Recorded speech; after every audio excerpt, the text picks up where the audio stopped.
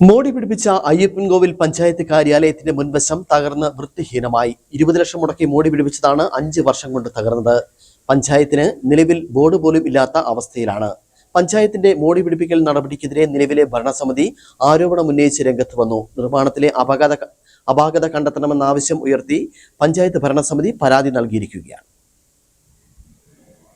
2020 September 12-നാണ് 20 ലക്ഷം രൂപ മുടക്കി മോടി പിടിപ്പിച്ച പഞ്ചായത്ത് ഉദ്ഘാടനം ചെയ്തത്. അന്നത്തെ വൈദ്യുതി മന്ത്രി എം മണിയാണ് ആഘോഷപൂർവ്വം പഞ്ചായത്ത് ഉദ്ഘാടനം ചെയ്തത്. ഉദ്ഘാടനം കഴിഞ്ഞ് 1 വർഷം കഴിഞ്ഞപ്പോൾ നിർമ്മിതികൾ ഓരോന്നായി അടർന്നു വീഴാൻ തുടങ്ങി. മോടി പിടിപ്പിച്ച ഭാഗം 2026 ആയപ്പോഴേക്കും പൂർണ്ണമായും തകർന്നു കഴിഞ്ഞു. വിവിധ ആവശ്യത്തിന് പഞ്ചായത്തിൽ എത്തുന്നവരുടെ തലയിൽ വീഴാതെ ഭാഗ്യം കൊണ്ടാണ് രക്ഷപ്പെട്ടത്. ഗുണനിലവാരമില്ലാത്ത സാധനങ്ങൾ ഉപയോഗിച്ചും നിർമ്മാണത്തിലെ അപാകതയുമാണ് നിർമ്മിതി തകർന്നു വീഴാൻ ഇടയാക്കിയെന്നാണ് നിലവിലെ പഞ്ചായത്ത് ഭരണസമിതിയുടെ ആരോപണം.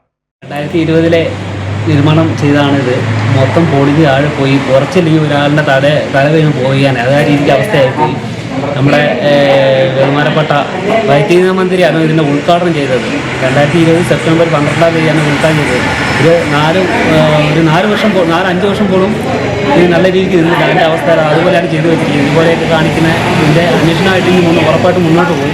ഇതിനുള്ള രീതി നടപടി സ്വീകരിക്കാൻ വേണ്ടി മുന്നോട്ട് ഉറപ്പായിട്ടും പഞ്ചായത്തിൻ്റെ രീതിക്ക് ഞങ്ങൾ പോയിരിക്കും.